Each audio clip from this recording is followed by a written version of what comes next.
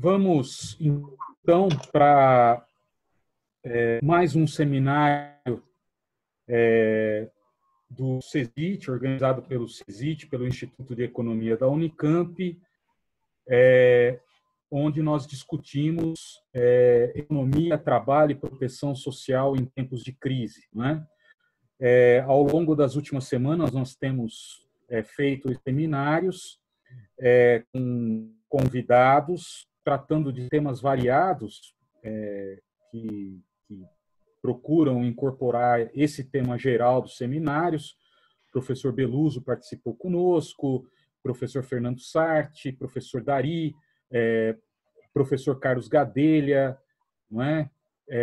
Na última semana, a professora Ludmila Bi, tratando de temas variados sobre o trabalho no capitalismo, a estrutura produtiva brasileira, o complexo da saúde, o complexo industrial da saúde, também a uberização do trabalho, como foi a última semana. E o intuito, o objetivo desses seminários, na verdade, é uma atividade que procura contribuir para o esclarecimento da opinião pública acerca da situação que nós vemos no momento presente, né? Isso, evidentemente, tem relação com toda a história do Instituto de Economia e do CESIT, no que se refere às nossas atividades vinculadas à vida nacional, né? Aos problemas que assolam o país, né? Então, nós vamos fazer mais um seminário desses. Eu, de antemão, agradeço, em nome da direção do CESIT, o apoio institucional da direção do Instituto de Economia, na figura do nosso diretor, professor André Biancarelli. E nessa semana, nós vamos discutir um tema que eu acho que é muito importante para todos nós, que é a justiça do trabalho e a proteção social em tempos de crise, não é? E o nosso convidado é o ministro Luiz Felipe Vieira de Mello, não é? Que muito nos honra por ter aceitado o convite para participar aqui conosco, não é? O ministro Luiz Felipe é ministro do Superior Tribunal do Trabalho, do TSE, desde 2006, não é? E juiz, não é? Magistrado do trabalho desde 1987, não é? Desde 98, a partir de 98 passou a ser desembargador da Terceira Região, né, em Minas Gerais, e em 2006 passou a integrar o TST, né? Que além de toda a aproximação que nós tivemos nos últimos tempos, eu quero destacar também a presença do ministro, que integrou o grupo de diretrizes básicas da reforma trabalhista, criado pela Secretaria Especial de Desenvolvimento Econômico e Social, a Presidência da República.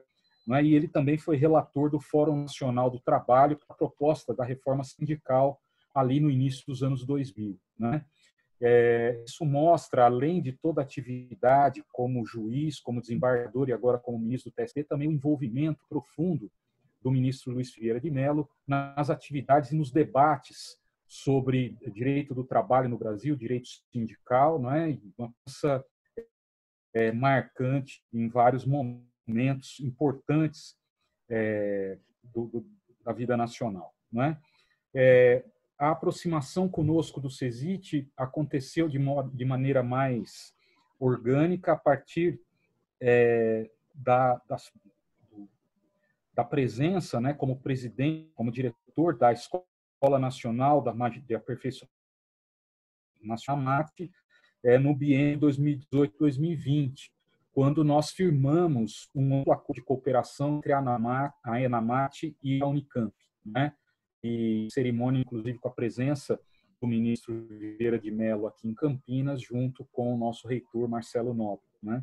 Então, atualmente, o ministro Vieira de Mello, o ministro Luiz Felipe, é vice-presidente do TST, eleito no início do ano para o biênio agora 2020-2021. Né?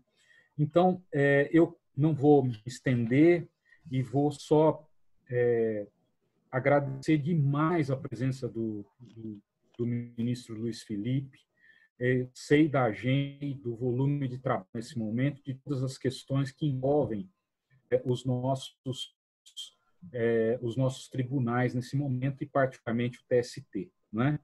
Eu vou só esclarecer aqueles que estão nos assistindo pelo YouTube que as perguntas poderão ser feitas pelo chat, né, da sala e poderão ser enviadas durante a exposição.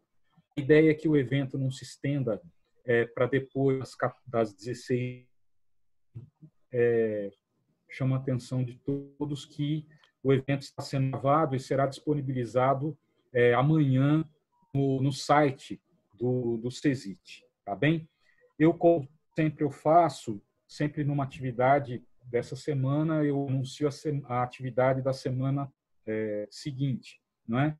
E na próxima semana nós teremos a presença do governador do estado do Maranhão, Flávio Dino, discutindo conosco a questão federativa e a proteção social sobre os efeitos da pandemia, né? Assim como o ministro Luiz Felipe Vieira de Mello aceitou de forma muito cordial o nosso convite, também o governador Flávio Dino também aceitou o convite, estará conosco para discutir também essa importante questão, que é a questão federativa diante dos acontecimentos que nós estamos vivendo no país. Então, sem me alongar, eu agradecer muito, né, agradecer novamente o ministro e passo a palavra imediatamente para as suas considerações iniciais para o nosso debate.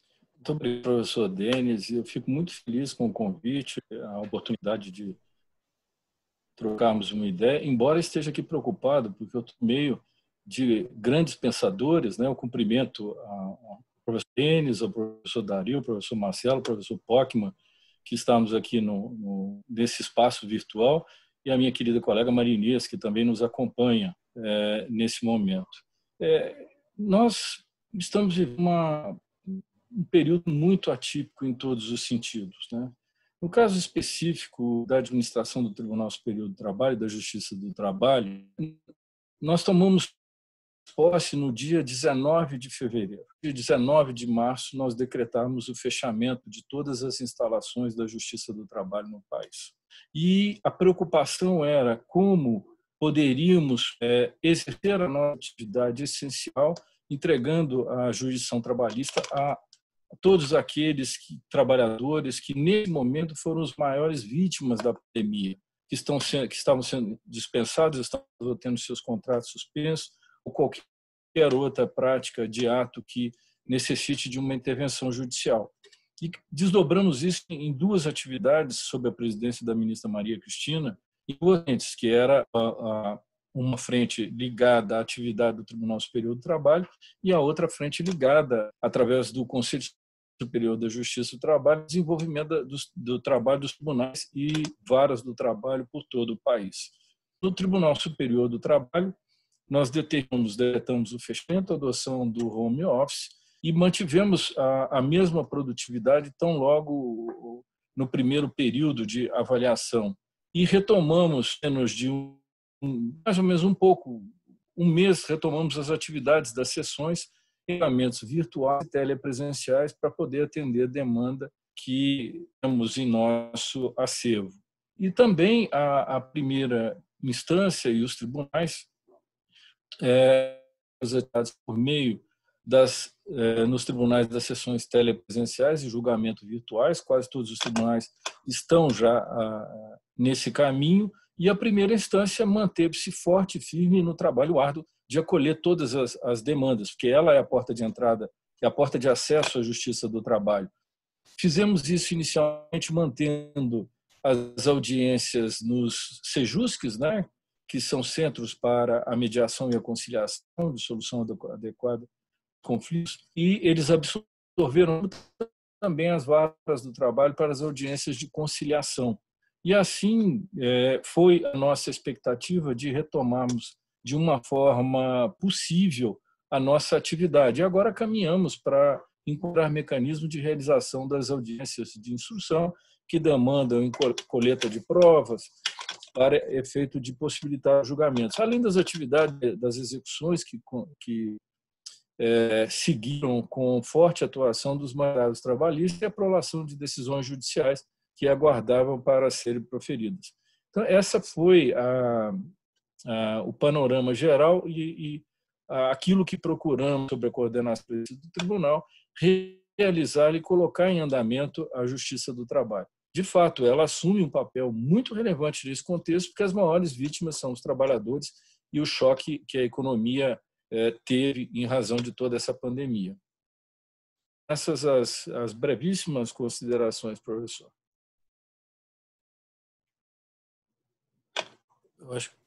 Eu quero abrir a palavra, a partir dessa exposição inicial, para o professor André Biancarelli fazer algumas considerações aqui no Instituto de Economia. Por favor, André.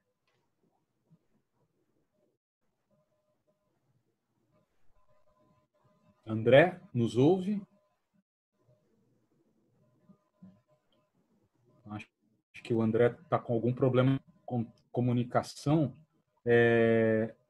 Então, eu abro a palavra para os professores Márcio, Baltar, professora Marilane, para tecer alguma consideração inicial também no nosso debate. Por favor, Dari, Marcelo. Vou começar. Agradeço também ao ministro Luiz Felipe pela presença aqui conosco, nesse debate aqui no CESIT. Eu queria colocar uma questão que é a seguinte: o governo aqui está atuando de forma bastante tímida e talvez de forma bastante insuficiente para enfrentar as consequências da pandemia na vida social, especialmente no trabalho. Tá? Por um lado, o que as medidas mostram e que os países estão fazendo é a necessidade de garantir alguma renda para as pessoas. Então, essas medidas, vamos chamar de auxílio emergencial, os benefícios emergenciais, aqui mostram essa necessidade, de certa forma, proteger minimamente as pessoas para ter alguma renda.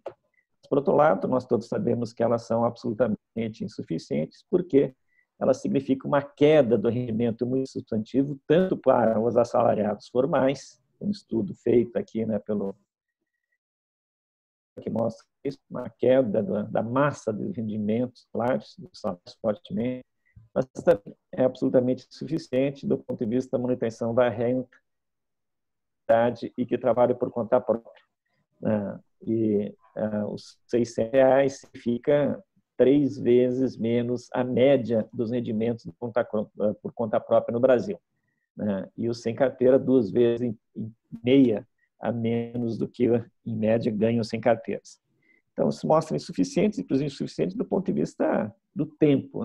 São suspensão do contrato prevista para 60 dias e a redução da jornada com relação ao salário está previsto para 90 dias. Mas pode ser que essas medidas sejam prorrogadas. Inclusive, hoje vai ser votada a medida provisória 936. A Mari tem mais informações, se quiser depois fazer uma manifestação sobre isso.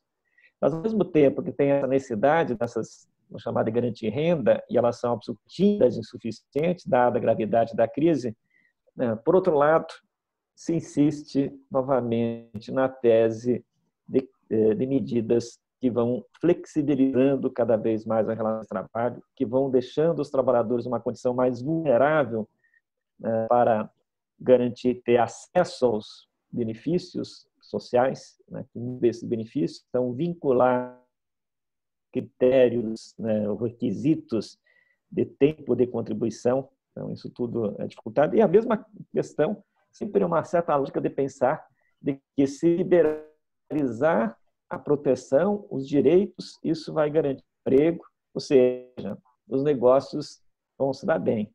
E a gente sabe, nós estamos conversando aqui, que a prevalece nessa. Se você não tem renda, e 70% do PIB brasileiro está ligado ao consumo das famílias, se você não tem renda, isso vai afetar não só a capacidade de sobrevivência durante a travessia da crise, como a recuperação econômica pós-pandemia. Então, eu gostaria de perguntar como é que o senhor enxerga essas iniciativas que estão em curso, e principalmente essa tese de que é flexibilizando direitos que você resolve os problemas, que, na minha opinião, gostaria de ouvir a sua, não mostrou ainda comprovação empírica, pelo menos na realidade, para a gente não utilizar exemplos internacionais. E daí, como que essa civilização, para ela se viabilizar, desculpa me alongar, ela pressupõe também uma certa fragilização das instituições públicas. Mas, ao mesmo tempo, as pessoas estão perdendo emprego na pandemia, os seus direitos estão sendo negados e o número de processos trabalhistas demandando recuperação de direitos parece que tem crescido. Parece, não tem ainda, tem que ser confirmado. Tá? Então, eu gostaria de ouvir o senhor sobre essa questão aí das medidas, dessa tese da flexibilização e como isso está rebatendo no Poder Judiciário Trabalhista. Obrigado, professor Dari. Eu só queria esclarecer que aqui é um juiz no meio de economistas brilhantes. Então, é preciso que esse diálogo direito e economia seja um benefício por parte dos professores.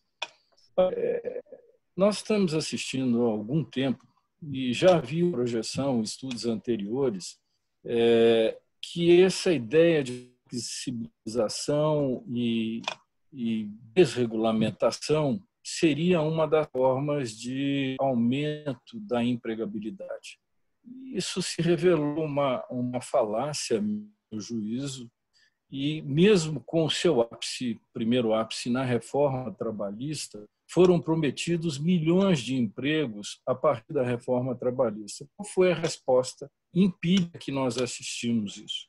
O que foi prometido não foi entregue. Então, a pandemia, para mim, nesse momento, ela tem um questionamento macro, que eu diria assim.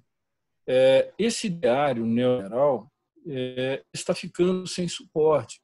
Acho que, numa concepção mundial, economistas são os senhores, estão começando a perceber que aquilo que estava falando com relação às consequências de adoção desse ideário poderiam levar a uma acumulação de renda, mas jamais uma distribuição de renda e um crescimento sustentável da economia, e sem respostas para a sociedade, sobretudo para os polos mais vulneráveis. Então, gerou um impacto nesse ideário decisivo, porque colocou em xeque esse ideário, como também sobre a ideia da globalização, que essa concentração de produção em alguns países, como a China, e uma produção em cadeia, com elos de produção em diversos locais, ela também colapsou, porque essa economia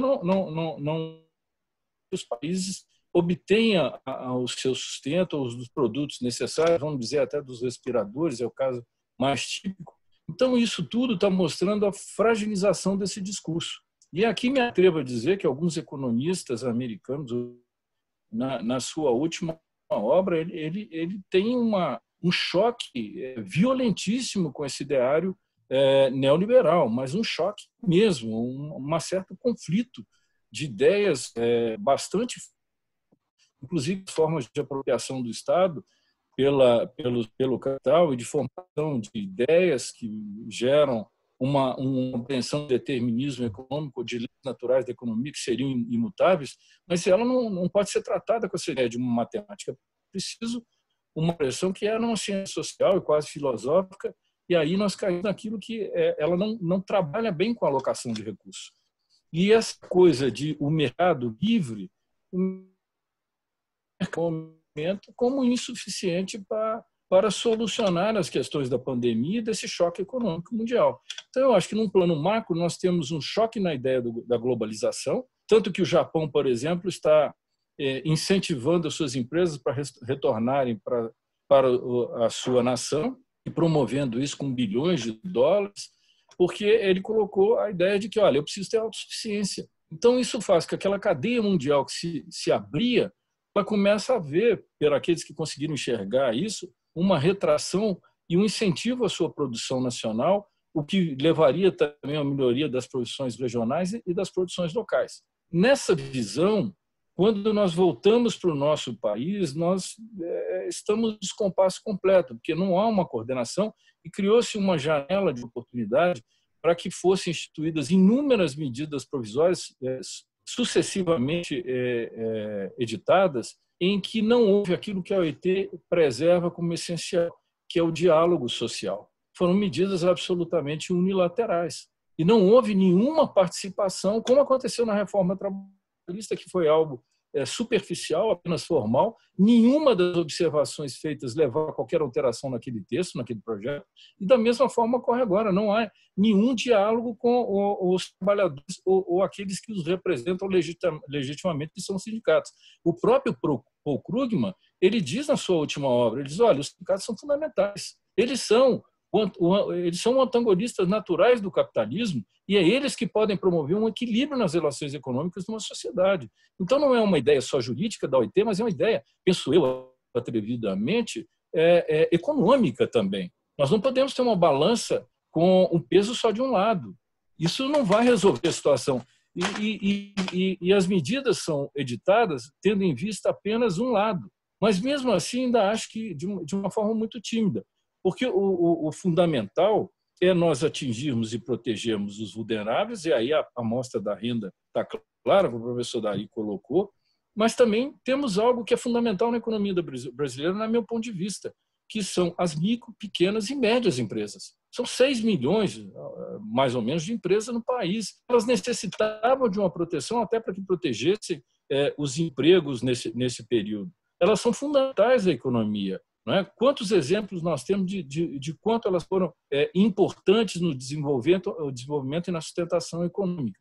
Me perdoe se eu estiver equivocado, por favor, os senhores são os professores, mas é a minha visão que o professor pediu que manifestasse. Então, na minha visão, eu acho que nós precisamos proteger os vulneráveis, e eles também são, porque senão nós vamos criar um monopólio que as não vão sofrer com o contexto e vão acabar dominando tudo. E, nesse momento, a gente vê que aquilo que diz respeito ao CAD, quanto à fusão, as que envolvam estruturalmente as empresas, elas estão caminhando para uma outra solução. Nós estamos acentuando o grau de concentração em todos os níveis do país. E isso é muito perigoso e muito complicado. Né? É preciso que haja uma certa, um acesso ao Estado. O Estado agora provou-se necessário, porque a gente vê o seguinte, houve, e a imprensa está divulgando, não sou eu que estou falando, não é ideológico, mas o ministro da Economia ligou para o empresário, falou com o empresário, falou com o grupo de empresários, falou com o grupo de investidores, mas e o outro lado? Esse problema, não, o destino é comum, tanto dos empregadores como dos trabalhadores. É o nosso destino comum que está em jogo, e da própria sociedade. E quem é que apareceu para manter a sociedade viva? Foram os trabalhadores, sejam da saúde ou os trabalhadores do comércio, no supermercado, nas farmácias. São os entregadores que estão transportando os produtos, esses trabalhadores de plataforma, que de invisíveis, a meu juízo, transformaram-se em essenciais. E se eles são essenciais, nós temos que destinar outra visão para eles. Então, as medidas, ao invés de serem flexíveis, elas têm que ser protetivas, porque os trabalhadores decididamente estão demonstrando, para mim, pessoalmente, acho que para muitos, que eles são essenciais. E eles produzem a riqueza justamente com o empresário. Imagina todo o empresariado brasileiro se não tiver a força de trabalho como ela está disposta, se entregando, sem medo, sem riscos.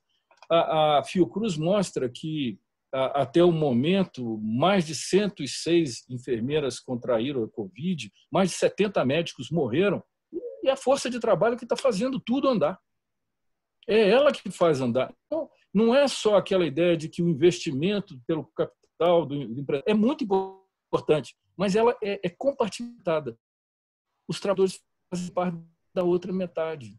Então, para uma economia, no meu modo de entender, encontrar um caminho posterior à pandemia é justamente havendo renda. Se não tiver renda, se não tiver uma intervenção do Estado, nós vamos ficar patinando nisso aqui e o PIB só vai cair e pode acabar a pandemia, que nós não vamos sair do lugar. Alguns dizem assim, não, a economia estava bem. Desculpe, pelo que eu li, não estava bem. E não voltemos ao que estávamos. Eu acho que agora é hora de ter uma nova visão para o novo tempo. A professora Marilane gostaria de falar. Eu vou só, antes, Marilane, eu vou passar a palavra para o André Biancarelli, que aquela hora eu chamei, ele não conseguiu nos ouvir. Por favor, André, eu já passo em seguida para a Marilane. Obrigado, Denis. Boa tarde. Boa tarde, ministro Luiz Felipe. Eu queria, em primeiro lugar, aqui agradecer, em nome do Instituto, a participação nesse evento. É uma satisfação. Estivemos juntos no ano passado, na assinatura do acordo, depois no evento no Instituto. É uma satisfação tê-lo aqui entre nós, se não presencialmente, pelo menos nesse evento. E aproveito para cumprimentar novamente o CESIT aqui na figura do Denis pela série de seminários remotos, que tem sido muito interessante. Infelizmente, eu não consigo acompanhar tudo, mas os que eu acompanhei, acho que a discussão está de excelente nível e com grande participação. O ministro muito bem disse algumas vezes, os especialistas estão aqui, né? E eu não do ponto de vista acadêmico, eu não me incluo entre eles. Eu sou um curioso e um observador dessas questões do trabalho e da proteção social. Não é muito a minha área de estudo, mas eu vou fazer uma pergunta mais geral, aproveitando aqui a palavra, sobre a possibilidade da gente estar, em razão da pandemia, é uma questão de exatamente, não é uma resposta objetiva. Diante de uma possível mudança de época, né? Acho que tem muita gente falando disso. Me chamou muita atenção, já faz algum tempo, o editorial Financial Times, não sei se todo mundo viu, no começo de abril, dizendo claramente isso, que o Estado vai ter que retomar o seu papel na economia, inclusive atuando para tornar o mercado de trabalho menos hostil aos trabalhadores, alguma coisa parecido com 1945, né? Para lembrar lá o espírito de 45. E poucos dias depois, acho que uma semana depois, teve uma mensagem que foi muito impactante do primeiro-ministro britânico ao sair da sua internação. E ele, além de outras coisas, ele defende, digamos, de maneira muito surpreendente, muito enfaticamente, o sistema público de saúde da Inglaterra, né? Que é o National Health System, e diz claramente que o papel do Estado é cuidar das pessoas, etc. Então, em alguns círculos circulou a ideia de que podemos estar vivendo uma mudança de tempo parecida com imediatamente pós Segunda Guerra. Mas quando a gente olha para as discussões, para as intenções, no Brasil, acho que não tem nada mais distante disso, né? Acho que a resposta anunciada do governo, das autoridades econômicas, é na direção contrária. Apesar de algum desgaste da agenda liberal, eu queria ouvir aí o ministro e os colegas sobre esse balanço, primeiro em relação às tendências internacionais. A gente tem talvez um renascimento do estado de bem-estar social, uma recriação, que certamente não vai ser a mesma coisa que foi no pós-Segunda Guerra, e como que isso poderia rebater no Brasil é uma questão aqui meio de opiniões. Que o movimento está colocado, a necessidade, me parece claro, mas a chance disso acontecer, eu só queria sondá-los a respeito. Obrigado e mais uma vez. Ministro, quer fazer alguma consideração sobre a questão proposta pelo professor André? Fica à vontade. Na verdade, os economistas têm a palavra nesse momento. Então, eu vou passar a palavra para a professora Marilane, que gostaria de fazer uma... Se for o caso, eu digo na que me toca. Meu cumprimento ao professor André, é prazer em revê-lo. Não é uma alegria muito grande, seguimos que firmes. Professora Marilane. Ok. Eu só não estou conseguindo... tá. Agora consegui soltar o vídeo. Bom, boa tarde. Obrigada, ministro Vieira de Mello, pela sua exposição inicial, pela sua presença. Obrigado pela possibilidade de diálogo que você nos permitiu hoje, num dia particularmente interessante, porque hoje tivemos os primeiros depois de 4 meses, quase 5 meses de espera, né, em relação aos dados de desligamento e admissão para o período de janeiro até abril, e a triste notícia de que entre março e abril nós tivemos um saldo negativo de mais de praticamente 1 milhão de empregos, né? Empregos foram praticamente 30%, um pouco menos do que foi todo o resultado negativo do ano de 2015 e 2016, no auge da crise, quando se perdeu 3,5 milhões de postos de trabalho formais. Então, e para completar o dia, provavelmente hoje à tarde, se não está sendo, vai ser votada a medida provisória 936. E é com ela que eu quero dialogar com o senhor. Embora economista, eu vou falar de um outro assunto, que é o assunto do trabalho e do direito. E eu gostaria de ouvir a sua opinião sobre isso. A Magda está aqui nos acompanhando e certamente ela também está inscrita, vai retomar isso. Então, eu queria destacar alguns aspectos que vão estar em votação hoje à tarde que nós consideramos muito, muito preocupantes. Fizemos um esforço muito grande de tentar, através dos movimentos sociais e instituições, influenciar para melhorar o relatório final.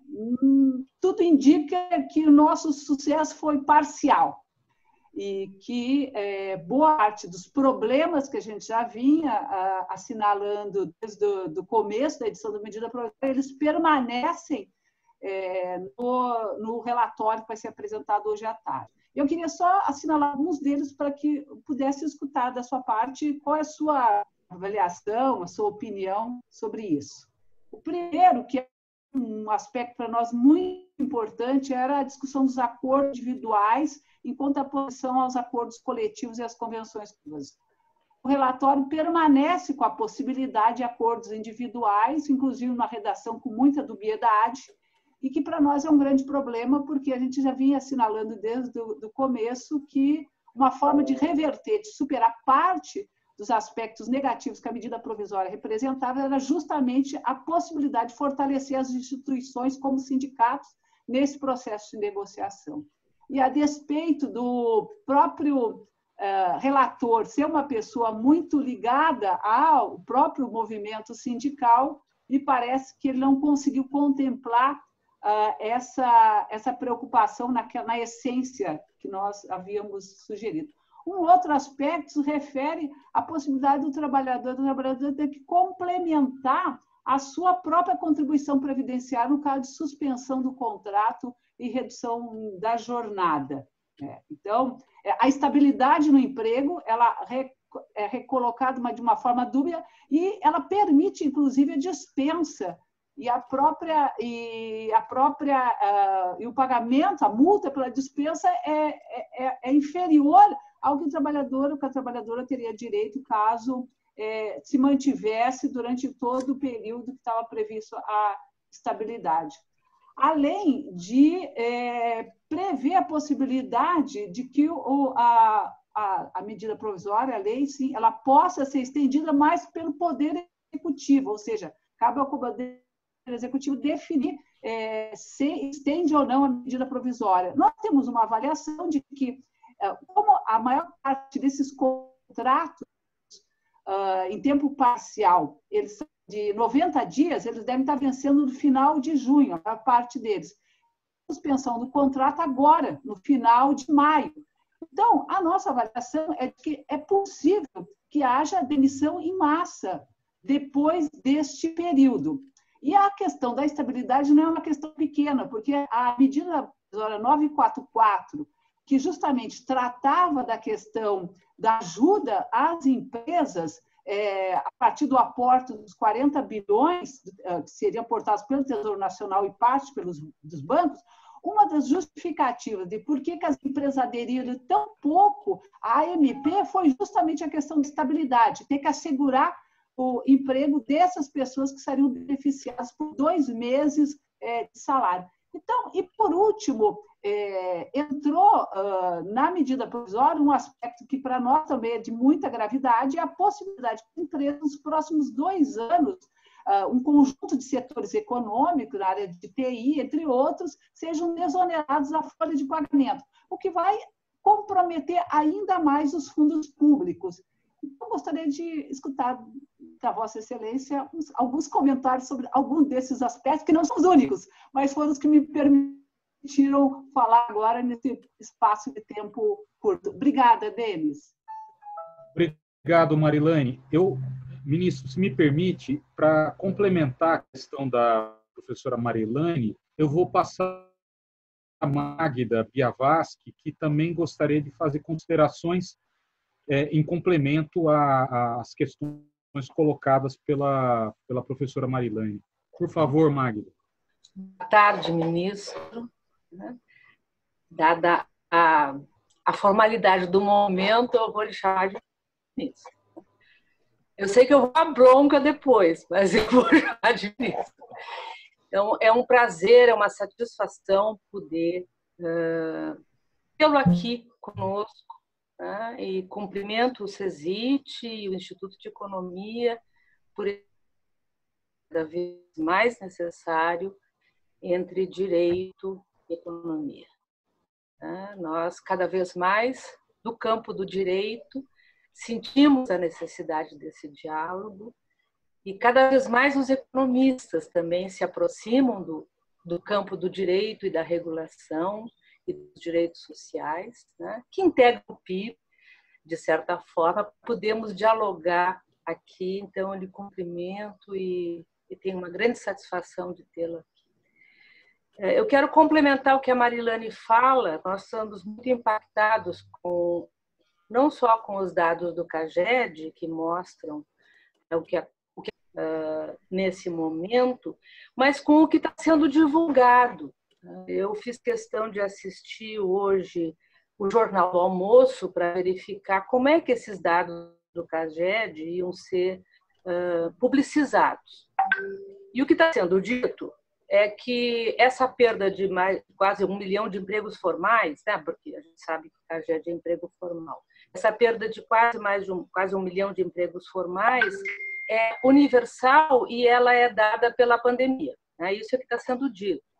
E que, portanto, a receita para nós podermos enfrentar esse problema seria flexibilizar as normas públicas de proteção ao trabalho, as leis trabalhistas, porque foi dito expressamente que a rigidez das leis vão gerar grande desemprego na pós-pandemia. Isso é que foi dito, citado hoje pelos comentaristas econômicos de um veículo de comunicação. Também foi dito que esse é um dado da pandemia, né, e que a desoneração da folha de pagamento é um elemento fundamental, né, para que se possa enfrentar esse problema. Bom, e que todos os países estão enfrentando as mesmas dificuldades. Então, eu quero falar, complementando a preocupação da Marilane, endossando as preocupações que ela coloca. Houve, sim, nós estamos participando juntas desse processo pelo FIDES, né, que é o fórum que congrega as centrais, as entidades de representação do mundo do trabalho, academia, o Fórum Terceirização, enfim. Então, no FIDES se discutiu muito essas medidas provisórias e se vem discutindo as medidas provisórias, e também no GT do CESIT, Fundos do Trabalho, fizemos até uma nota técnica, né, que foi bastante divulgada, sobre as insuficiências dessas medidas, comparando essas medidas com as outras medidas que estão sendo tomadas nos outros países, mesmo nos países periféricos, como a Argentina, a Venezuela, e nos países centrais, como o Reino Unido, na Nova Zelândia, que, aliás, tem uma mulher primeira-ministra, que está sendo um exemplo de enfrentamento dessas questões pandêmicas, a Alemanha, que também tem uma mulher à testa do comando, que está enfrentando muito bem essas questões, e a Argentina, que é um país que tem mais problemas que o nosso, né, que tem uma dívida muito grande com os fundos externos, enfim, e está enfrentando com muita dignidade esse aspecto. Então, tentamos muito melhorar essas medidas provisórias. O processo de negociação é um processo muito difícil e a pressão dos, vamos dizer, dos donos do poder que se expressam nos setores econômicos, financeiros, a pressão tem sido muito forte para que as medidas análogas a outros países não sejam tomadas. Então, num diálogo e talvez no ajuste dessas forças, hoje foi apresentado o relatório da medida provisória 936 e nós lá estamos apontando vários problemas que a Mari já apontou, e que são esses os problemas, mas também tem mais um elemento que é o elemento fundamental que a gente acha que é o problema da garantia de emprego. Essa medida provisória 36, ela, ao argumento de que ela está garantindo o emprego, como ela não faz, como condicionante, como contrapartida, ela não garante o emprego. E por que na nossa interpretação ela não garante o emprego? Porque ela garante o emprego pelo período da adesão ao programa, mas logo a seguir ela permite que haja despedidas sem justa causa, com pagamento de uma indenização de 50% dos salários ao título indenizatório do que seria devido até o fim do período estatutário, mais as decisórias, numa interpretação, mais as decisórias. Então, para nós, né, na nossa interpretação, e estamos apontando isso, ela não garante o emprego, né, porque no momento em que tu substituis a garantia do emprego por uma possibilidade de despedida, com um pagamento de valores, isso poderá estimular as despedidas, como, aliás, não só o artigo do professor Dari com o Pietro, que é o nosso aluno, já aponta que já existia, já estava existindo antes da pandemia, mas como, aliás, agora o ministro da Economia mostra que os dados do seguro-desemprego já estão muito assustadores. Então, há uma possibilidade de que esse desemprego aumente. Então, eu gostaria de ouvir de Vossa Excelência como é que interpreta essa garantia de emprego. E também, complementando o que a Mari falou, há uma ajuda compensatória que a MP prevê e ela atribui a essa ajuda compensatória uma natureza indenizatória. Além de atribuir uma natureza indenizatória, há exonerações, há isenções fiscais e há não recolhimento aos fundos públicos no momento em que se diz que há um déficit no fundo da Previdência, ou seja, há a possibilidade de que nós desestimulemos até a boa alocação de recursos para os fundos públicos quando a gente atribui natureza indenizatória a essa parcela, que é uma parcela que vai ser uma liberalidade do empregador, que poderá escolher quais os trabalhadores, seu livre-arbítrio, que estimularão. Mas o que nós estamos achando mais grave ainda nessa medida e em todas as medidas provisórias e na reforma trabalhista, que ela transfere a fonte produtora do direito da norma pública universal para o encontro livre das vontades individuais. Tanto a reforma trabalhista como as medidas provisórias 927 e 936, que 936 vai ser votada hoje, a da pauta parece que vai para a semana que vem, né? Elas são centradas nesse ideário.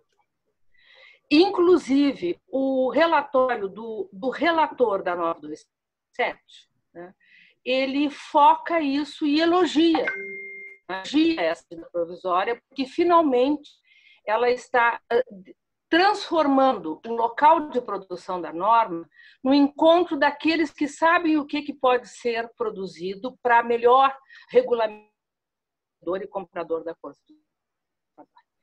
Então, eu gostaria também, se possível, que se falasse um pouco sobre qual é a opinião desse transtrocar da fonte do direito do trabalho, que, aliás, o Supremo Tribunal Federal, em sede cautelar, já disse que é constitucional quando examinou parcialmente uma DIN que foi proposta pela rede em relação justamente a essa 927. E mais, a 927, ela traz para dentro dela alguns dos dispositivos, mas todos os processuais que já haviam sido caducados ou revogados pela medida provisória 905.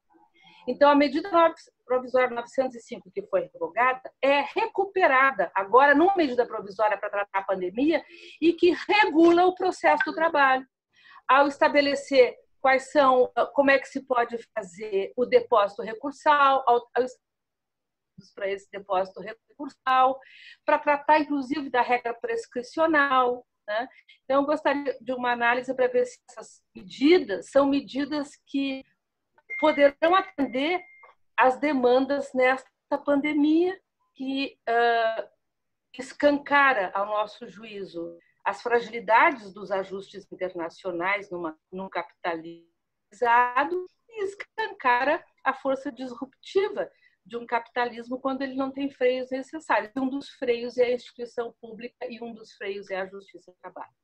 Então, eu gostaria, se possível, que Vossa Excelência comentasse, do seu lugar de fala, comentasse esses aspectos e o que Vossa Excelência pensa, acaso isso seja aprovado, como é que a situação ficará e se nós assim conseguiremos enfrentar o assalto, como disse o Polanyi, que eu estou escrevendo um artigo sobre isso, o assalto de Moinhos Satânicos. Obrigado, Magda. Muito obrigada. Muito obrigado. Ministro, por favor. Vamos lá. Deixa eu tentar organizar minhas ideias aqui, que são muitas questões. São várias. E relevantes aqui. Eu vou tentar organizar aqui, fiz uns rabiscos para organizar a minha colocação. Vamos pela origem. O ideário neoliberal parte da premissa que é o Estado mínimo, a menor intervenção da economia, razão pela qual a proteção social e a existência da justiça do trabalho seriam um dos grandes empecilhos para essa ideia de Estado mínimo e de mercado livre. E isso me faz remontar, então, porque eu preciso convencer todo mundo de que essa ideia é uma boa ideia. E me lembra o professor Antônio Velance, em Obra, quando ele diz assim, como é que eu vou convencer todas essas pessoas? Como é que eu vou aplicar minha teoria do trickle-down economics? Como é que eu faço isso? Então, eu tenho 3 processos que me levam a isso. O primeiro dele é o que diz respeito à estratégia do lobby. Então, eu altero por completo a representação democrática, a própria noção da república, e, com isso, eu não passo mais a ter uma representatividade do povo brasileiro, mas necessariamente de segmentos poderosos dentro do parlamento brasileiro. A segunda estratégia que ele alude é uma manipulação das informações pelos meios de comunicação em massa. Ou seja, os agentes da mídia, eles não tratarão a realidade, mas eles podem criá-la de acordo com seus interesses e interesses de grupos que as patrocinam e representam. A terceira estratégia de convencimento é a estratégia da captura intelectual, e essa eu acho a mais grave. Quando, por meio de teorias pagas, são produzidas na academia sem nenhum constrangimento e também transparência, diante de ausência de políticas acadêmicas que impeçam conflitos de interesse, inúmeras teses favoráveis àqueles pelos quais receberam para produzir aquelas teses e que não dizem qual é a origem dos compromissos e dos interesses. Então, nós temos um conjunto que, para a sociedade brasileira, ela passa a vender uma ideia. Isso foi extraído daquela ideia dos conservadores americanos, dos think tanks, que são patrocinados economicamente por bilionários para que vendam ideias e digam assim, este é o melhor para todos nós. O exemplo maior lá foi que diminuíram a tributação sobre as grandes empresas e pioraram a situação dos americanos com o American Care. Então, esse é um primeiro ponto. O segundo que eu queria lembrar, que me parece interessante nesse contexto, é uma obra que eu estou cada dia mais envolvido com ela, volto, vejo, que é a obra da Naomi Klein, A Doutrina do Choque. E isso vai nos levar, segundo o meu processo de intelectual, ao passo seguinte. A Naomi Klein, nessa obra, ela deixa muito claro o impacto que ela teve na América Latina, em diversos países, no momento das intervenções militares, mas também nos Estados Unidos, como uma forma de promoção de ideias veiculadas no momento de uma grande tragédia, de um cataclisma, de uma situação extremamente dramática, onde as pessoas, apavoradas com essa situação, tentando sobreviver, e aí, no meio de um contexto social muito dramático, se implementaram várias medidas que interessavam ao ideário neoliberal. Do exemplo dado, no caso mais específico, diz respeito à privatização do sistema educacional numa região dos Estados Unidos, me fugiu, New Orleans. No meio daquela tragédia do Katrina, eles não se preocuparam em salvar as pessoas, mas mudaram toda a legislação para permitir a privatização do ensino que era público para o ensino privado. O outro exemplo é o exemplo do Chile. No momento da implementação do golpe, em que houve a ação dos militares, eles, ali naquele momento, em seguida a essa intervenção militar, esse golpe, eles produziram uma flexibilização de todas as regras trabalhistas durante anos a fio, a ponto de terem editado, no ano mesmo do golpe, salvo engano, em 1973, esse Estatuto Social da Empresa, o Estatuto Social da Empresa, que dizia que regulava as relações de trabalho. E isso foram desconstruídos eixos fundamentais. Por exemplo, greve não era mais possível, que admitia que o pessoal fosse reposto.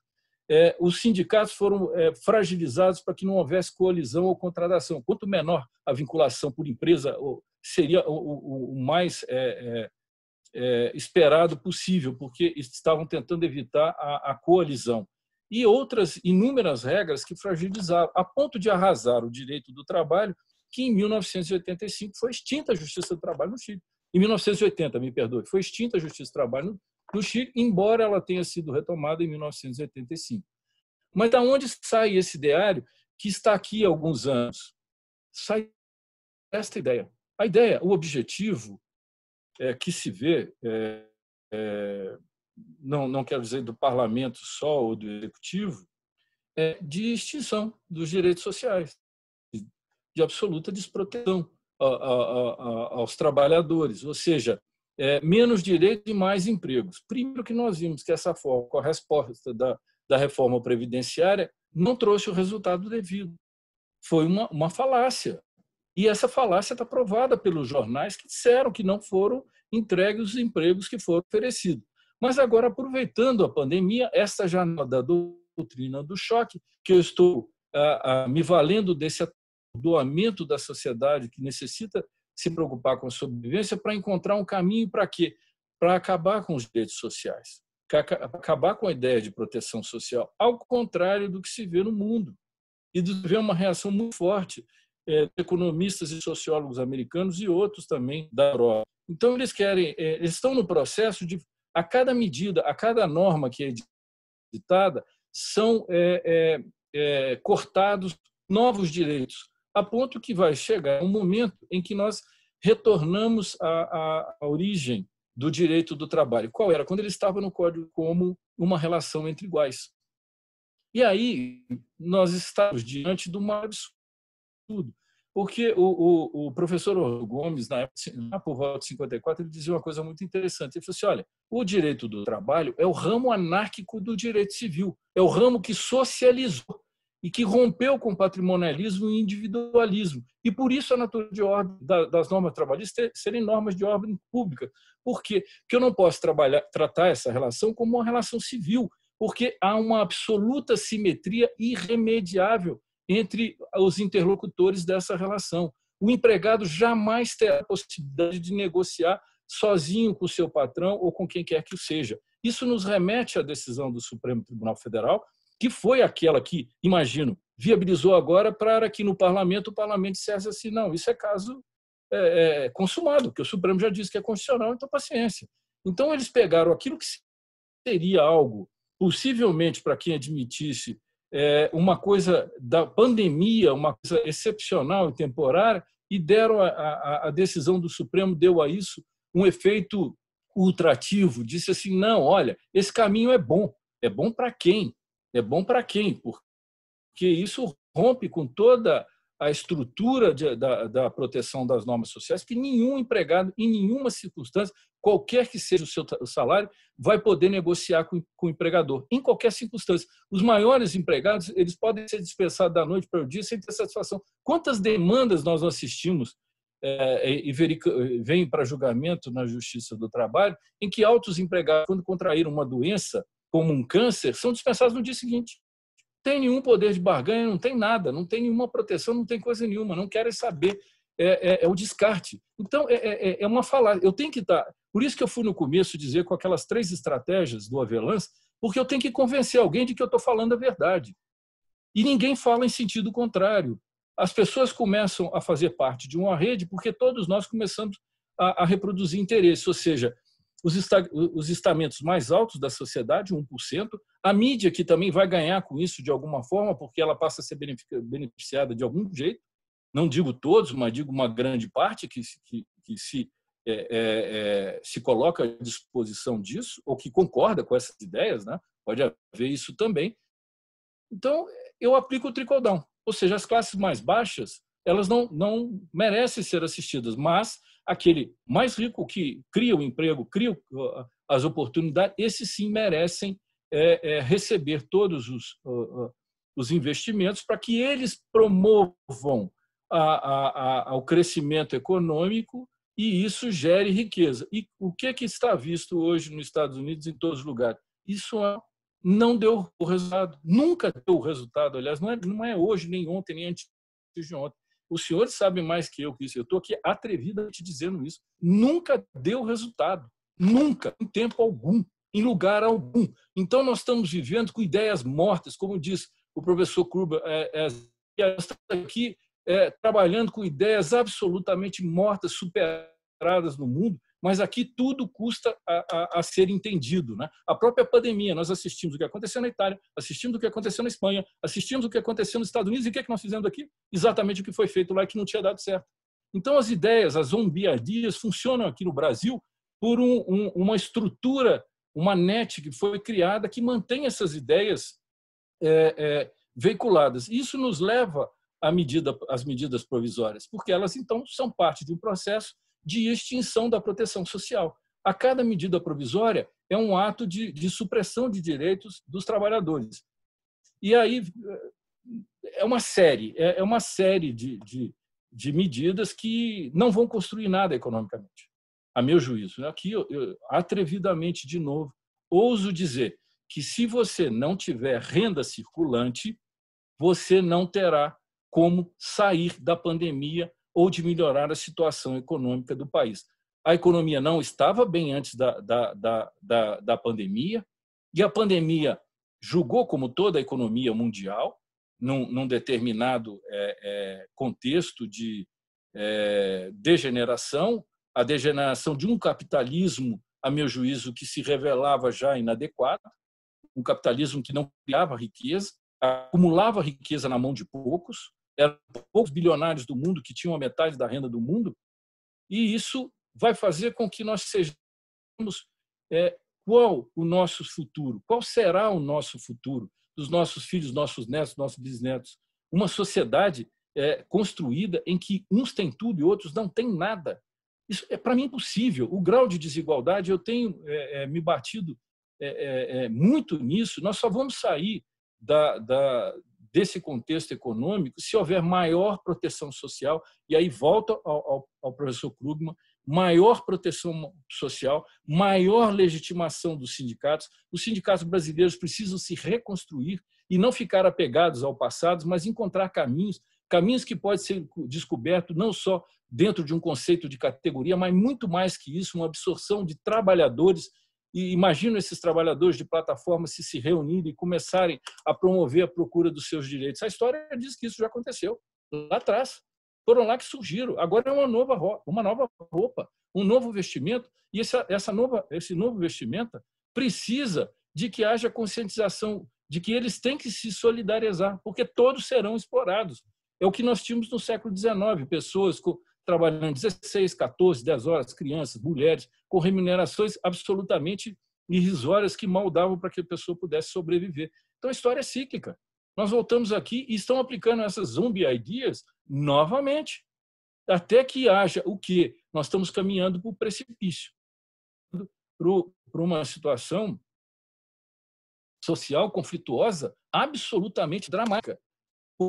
Porque a fórmula não dá certo, eles vão descobrir agora que a culpa vai ser de quem? De um meteoro que está se aproximando daqui, que não gerou os efeitos que se esperava, Então, a situação leva a que essa ideia de civilizar o direito do trabalho, retirando o caráter cogente da norma trabalhista, isso será uma falácia muito grande, será objeto de exploração. Aí a lei vai oprimir, a lei vai libertar mais. E é necessário que, pelo visto, a nossa história será uma história de dor, não será uma história construída democraticamente numa Constituição de um Estado social de direito que preconiza a erradicação da pobreza, a valorização do trabalho humano, da livre iniciativa, ambos juntos, não separados, não com o sobrepeso de um em detrimento do outro. Nós estamos num Estado democrático de direito. O direito pilhado por um discurso unilateral para que ele favoreça a intervenção daqueles que são os mais poderosos, daqueles que têm mais força. E eles estão fazendo as normas. Estão fazendo as normas de um diálogo, vendo pela imprensa que o diálogo é explícito. Só que esse diálogo é excludente. As políticas públicas devem ser inclusivas, ou seja, o sindicato tem que entrar para dialogar, porque ele é o contraponto, ele é o equilíbrio necessário nessa relação capital-trabalho. E jamais a ideia de fragilizar ou tirar a cogência da norma trabalhista. E nós vimos isso na reforma previdenciária. Esvaziaram a Previdência, não se cobraram dos grandes devedores. A própria mídia era interessada na privatização porque ela era investidora dos fundos, que iam trabalhar com os fundos privados. E agora nós estamos vendo quem está segurando, inclusive dos ricos, o seu tratamento. É o Sistema Único de Saúde. É ele que está mantendo é o único sistema no mundo globalizado que funcionava bem, que agora foi depauperado.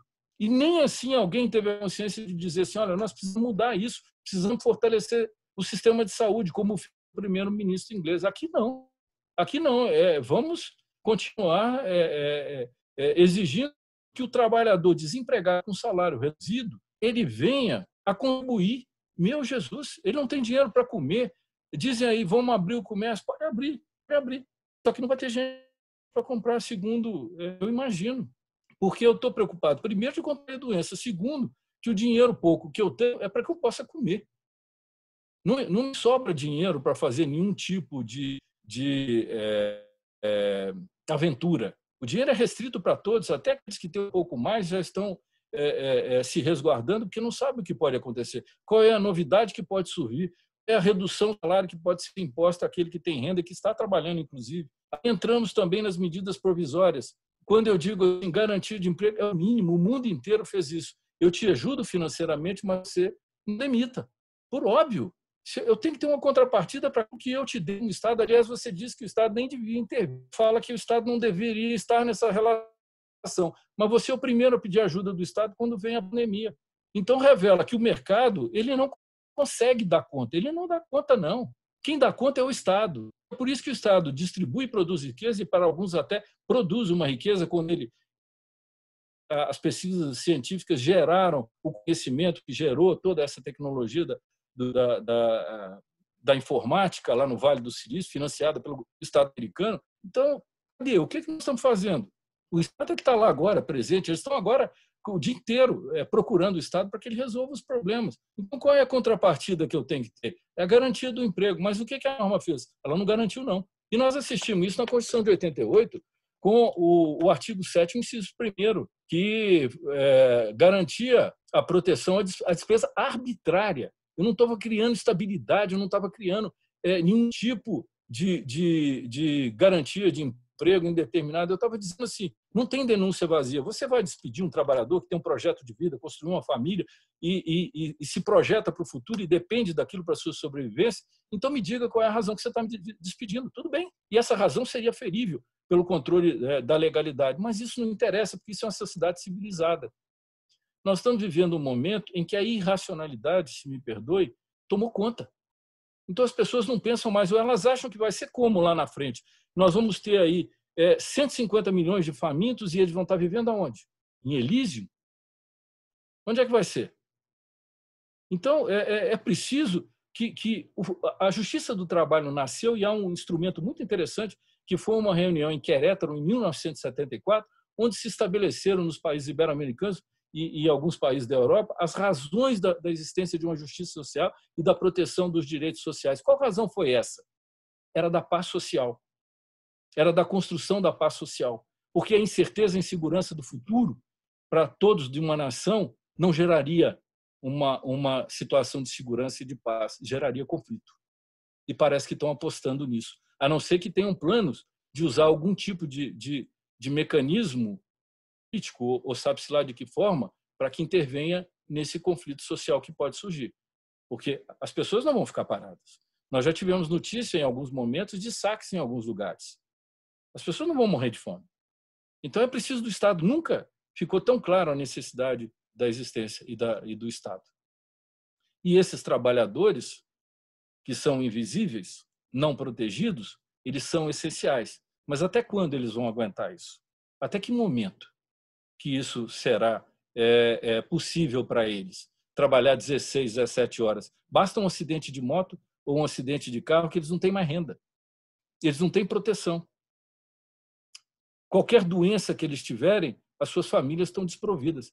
E nós pensamos que essa construção foi a mesma que levou à construção do direito do trabalho. Foi a mesma. E a ideia e o projeto é realmente acabar com os direitos sociais, sobre o fundamento de que menos direito, mais empregos. De novo, e recentemente, o Ministério da Economia disse assim, não, se nós diminuirmos os direitos agora, nós teremos 10 a 20 milhões mais de empregos, mas não bastou a mentira da reforma, não comprovada, não bastou aquilo, agora vem outra. E aí diz aqui a professora Magda, a reprodução disso já pela mídia. Tá certo, vamos esperar os 10 milhões de empregos. Acabe. Agora as consequências serão dramáticas, virão pela dor. E veja, as medidas que estão sendo votadas, a 927, me diz agora a professora Marilene e a professora Magda, que ela foi retirada. Nela tinha sido inserido um jabuti que não estava nem na 905, Magda, que é a da execução, que dizia o seguinte, qualquer empresa citada para execução durante a decretação da pandemia e até 18 meses após, ou seja, 1 ano e meio, o crédito seria dividido em 5 anos. 5 anos o crédito alimentar. 5. Então o sujeito está sem comer, está com seus direitos já fruto de um ato ilícito perpetrado no passado, um processo que tramitou sabe-se lá quantos anos, e na hora de executar diz para ele assim, não, o seu regime agora é igualzinho do precatório, vai lá para 10 anos, 5 anos para você receber. O que eu digo com isso? Qual é a mensagem que é implícita a esse recado? Não vá à justiça, procure outros meios, porque se você for lá, você não vai receber o seu crédito. Então, aceite o que te derem de forma individual, talvez numa plataforma. E a exploração fecha-se o civil. Porque esse recado é grave. Esse recado é muito grave, porque não se faz isso no civil, não se faz isso na Justiça Federal. Mas por que a escolha do crédito trabalhista? Porque é um projeto específico. E o projeto é esse. Não venha para cá, porque essas relações nós resolvemos de forma privada. Isso era antes do Código Civil de 16, que nem lá ele permaneceu. Mas agora nós voltamos mesmo na história e chegamos a essa situação. Penso que tentei fazer um panorama aqui para ver se abarcava todas as questões. Não sei se consegui abarcá-las. Perfeito, ministro. Eu vou, então, passar... na verdade, nós estamos recebendo várias questões pelo nosso chat, de quem nos acompanha pelo YouTube.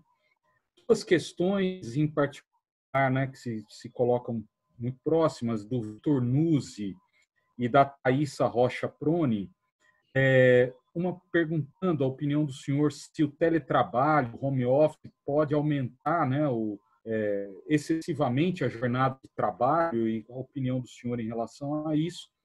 Bem, a questão dramática dos trabalhadores de aplicativos, que a Thaisa Rocha Proni também pergunta, não é? E eu já passo a palavra também para a questão, professor Marcelo Manzano, que, por favor.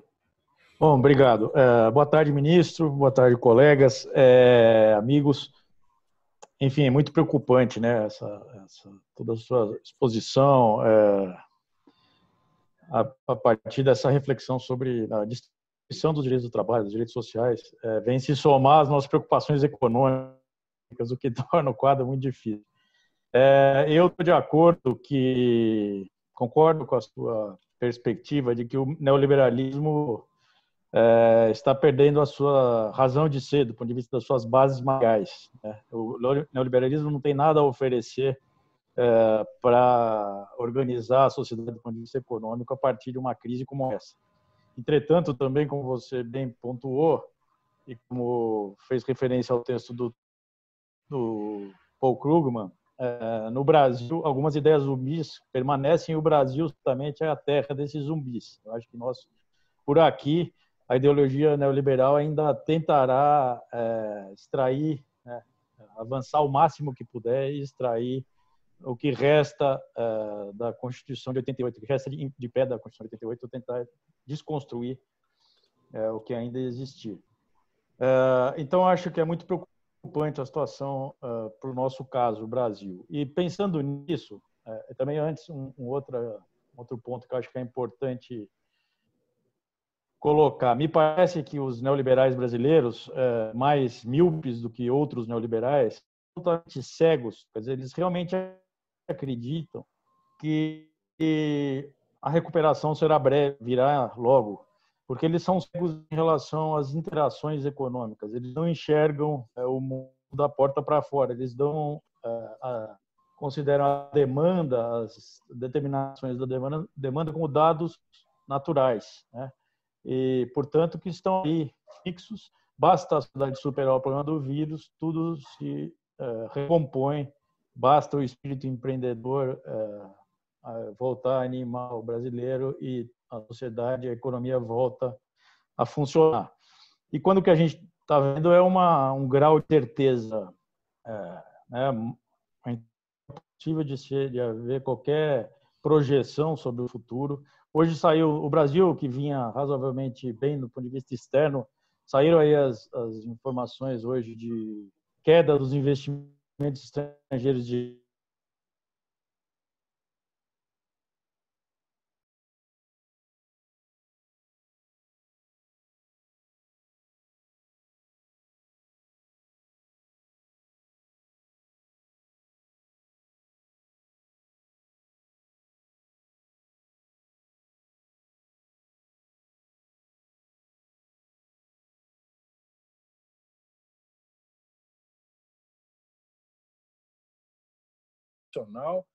e isso gerou o quê? Mas olha, preocupe-se pelo que vem depois desses meses. Tenha um plano B, tenha um plano de saída. E parece que mais ou menos a gente não tem muito plano. E o Estado também não se planejou.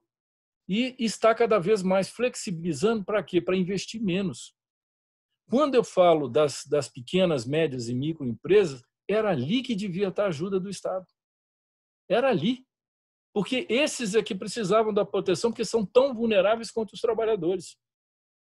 E era nesse micro-universo, para não dizer macro até, economicamente, 6 milhões de empresas, que haveria de se ter um planejamento futuro. Mas quando a gente não pensa em planejar, não temos estratégia, não temos coordenação, as coisas ficam soltas para quem? Para o mercado.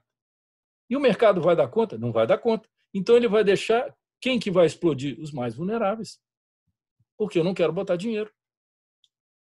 E isso gera a insegurança já no processo de flexibilização. Porque assim, eu não imagino, eu sei que nós teremos demanda, eu não quero imaginar o potencial e o grau das discussões, porque nós estamos vivendo a era da insegurança nesse momento. Como diz o professor Carlos Eduardo Bianca Bittar, foi aberta a caixa de Pandora. Nós só não sabemos decifrar o código que está dentro dela, em todos os aspectos, filosóficos, econômicos, sociais, políticos, jurídicos, nenhuma. Nós não sabemos decifrar o que está lá dentro, porque o que está lá dentro depende daquilo que nós individualmente criarmos como destino comum para a sociedade. Depende de nós entendermos que nós não vamos sair disso sozinhos, que nós precisamos de união para sair disso, mas precisa sobretudo da ação estatal, para proporcionar o fôlego para que nós saiamos disso. E vamos voltar para um exemplo que o senhor sabe muito melhor que eu, que é o exemplo do New Deal. Quando a terra estava arrasada, abram buracos e paguem para fechar os buracos. Paguem para abrir, paguem para fechar. Porque é preciso que haja a intervenção do Estado. Nunca o Estado se fez tão necessário na sua história como nesse momento, nos últimos 100 anos. E nós largamos esse pessoal. Veja, já tinha até uma lei que era o salão parceiro, que já afastava o vínculo de emprego nessas hipóteses que foram dadas. Nós já tínhamos isso. Ou seja, é um processo crescente e um processo diário de flexibilização, como se fosse esse o final. Eu vou te pagar aquele shilling, você trabalha pelo dia e está resolvido. Que a gente via nos filmes do Chaplin, que ficava o dono com o seu suspensório balançando, e aí os trabalhadores sentados, eles chamavam uma turma, hoje é você vai lá e trabalha. É um retrocesso enorme, quando, na verdade, a gente tinha que proteger essas microempresas, e a proteção, por exemplo, às grandes empresas dependeria de aferir assim, qual foi o seu lucro no ano passado. Se você teve um lucro de 280 milhões, 250 milhões, seja lá quanto for, com 20 milhões você mantém seus trabalhadores. Mas aí eu te auxilio. Aí eu também te auxilio. Mas depois que eu auxiliei os mais vulneráveis. Mas nós invertemos toda a lógica. Eu acho que a situação está bem complexa. E mais curioso é que o Brasil já estava dentro da Agenda 2030 da ONU, que estabelecia a ideia do crescimento com desenvolvimento, fazendo a tríplice ligação meio ambiente, economia e sociedade, ou seja, o social, o econômico e o ambiental, que nenhum deles poderia ter uma sobreposição para que houvesse um crescimento sustentado e uma nova era, um novo futuro, uma nova situação. E o Poder Judiciário se integrou nisso. O Estado brasileiro subscreveu isso. Mas o que ele fez? E eu participei de uma reunião do grupo da ONU, onde eu perguntei, o que vocês fizeram? O que foi feito? Então, a construção do futuro passa por questões que as pessoas acham que são questões retóricas ou utópicas, mas não, passa pelo meio ambiente, passa pela proteção dos vulneráveis. O Estado precisa dizer, né, como é que ele vai resolver a questão dos vulneráveis. Aqui ele veio. Eu tenho essa ideia que eu até fiz uma anotação aqui enquanto o professor falava, que é a pergunta que resulta disso tudo, eu botei aqui: o que o seu país pode fazer por você? Pelas minorias, pelos vulneráveis, pela sociedade em geral? Essa é a pergunta que nós estamos vivendo agora. O que o seu país pode fazer por você? Te deixar míngua? Esperando o resultado, o mercado levantar a mão para te socorrer? Você vai morrer. Então, quando eu faço essa pergunta, eu digo assim: se o Estado é necessário, se eu preciso proteger, se eu preciso de proteção social, eu preciso de direitos sociais e não de flexibilização. É claro que, nesse momento, eu tenho visto manifestações muito positivas a um grupo, o Grupo Ânima, que estabeleceu Não Demita. 3.000 ou 4.000 empresários aderiram a esse grupo. 4.000, salvo engano, 30% do PIB brasileiro. Não demita. O que falta é consciência. O que falta é a responsabilidade social, porque nós não vamos sair disso se nós não tivermos a noção que a responsabilidade ela é compartilhada, ela é social, não é individual, não são os meus interesses. Nós só vamos construir um novo tempo depois da pandemia, ou só vamos achar soluções para a economia ou para o nosso país, quando nós tivermos a consciência que essa responsabilidade ela é social. Todos nós temos um destino comum dentro desse país após a pandemia. E o que nós precisamos nesse momento? Compreender isso. As ideias iluministas, fraternidade, solidariedade, igualdade, né, liberdade, elas passam da premissa de uma justiça social. Justiça social é a igualdade na partida. E significa, nesse momento agora, igualdade na pandemia. Todos juntos pensando com empatia. Eu vou defender meu interesse, sim, a minha empresa está em dificuldade, mas eu vou sentar e trabalhar o que eu posso fazer e o que o Estado pode fazer por mim.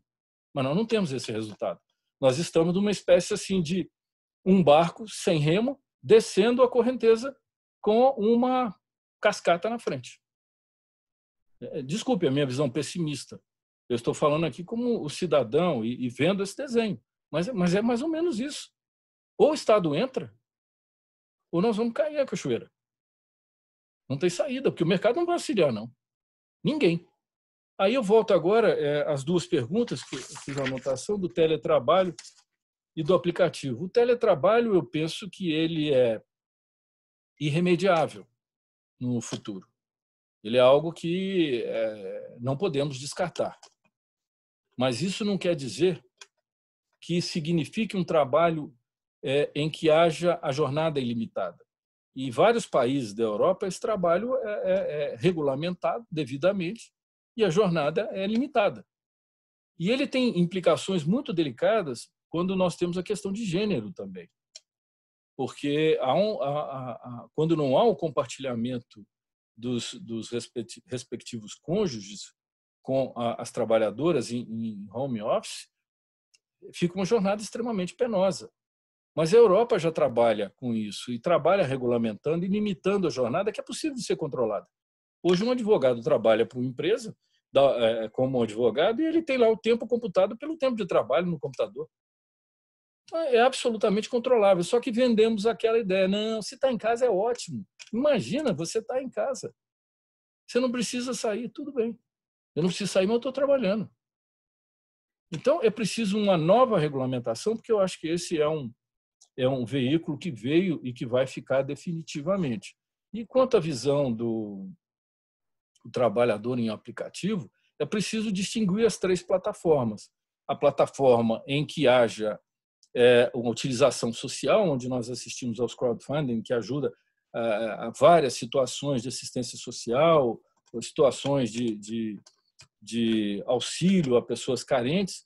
Temos as plataformas que são úteis no negócio entre empresas, porque elas agilizam, mas temos as plataformas que exercem uma atividade empresarial. Eles dizem, não, eu estou gerenciando a plataforma, eu apenas ofereci. Não, mas eu precifico. Quem precifica é agente econômico. Quem precifica é efetivamente aquele que coordena a relação de trabalho, no caso concreto, que eu precifico, eu digo. Então, eu tenho que distinguir isso. É preciso ter um diálogo que se rompa com ideias ideológicas e trabalhe efetivamente com aquilo que é o melhor para a população. É preciso olhar o outro. Eu só vou entender o outro quando eu estiver no lugar dele. E isso vai atingir. Eu brincava muito o seguinte, brincava não é a melhor expressão, eu dizia muito o seguinte, a terceirização ela não é vista, as pessoas são invisíveis, até na hora que ela chegar na classe média. E ela vai chegar cada vez mais forte. Porque o futuro, como diz o professor Ivan Mesaros, ele diz o seguinte, olha, é uma questão de tempo. É uma questão de tempo. Ou você é muito privilegiado pelo capital onde você nasceu, ou mais cedo ou mais tarde você vai ser abarcado por um contrato flexível ou pela terceirização. Então, o caminho que nós precisamos é ter uma regulamentação. E o mais engraçado, e aí eu chego a ser tragicômico, que no Vale do Silício se estabelece a regulamentação dos trabalhadores na plataforma. Em primeiro lugar, a ter uma legislação forte. E aqui no Brasil, nós somos assim execrados porque nós estamos fundamentando seriamente essa discussão em decisões judiciais. Embora tenha divergência, isso é natural na construção do pensamento, mas está ali fundamentado, dizendo que está sendo feito em Londres, em Barcelona, na Itália, sei lá mais em quantos lugares, no Vale do Silício, do sacrossanto Vale do Silício. Mas aqui é uma aberração. Aqui não, imagina, porque aqui andar de Uber é bom para a classe média, né? Porque eu pago pouco. Em detrimento daquele trabalhador está lá 16 horas. É a mesma ideia da camisa produzida pela criança, né? que recebe R$2 e depois vende a camisa barato. É a mesma forma de exploração. Por que as pessoas conseguem criticar, e mesmo assim, olha lá com o que se diz, e esse não? Então é preciso ter um novo pensamento, é preciso mudar a ideia. Embora estejamos caminhando para uma situação muito difícil, eu acredito que, num dado momento, alguma coisa vai proporcionar uma guinada. Porque, reitero, o destino é comum. Nós estamos todos na mesma tempestade, mas não no mesmo barco. Só que a tempestade vai levar o barco pequeno e vai levar o barco grande junto, se não houver uma conscientização. Professor Denis.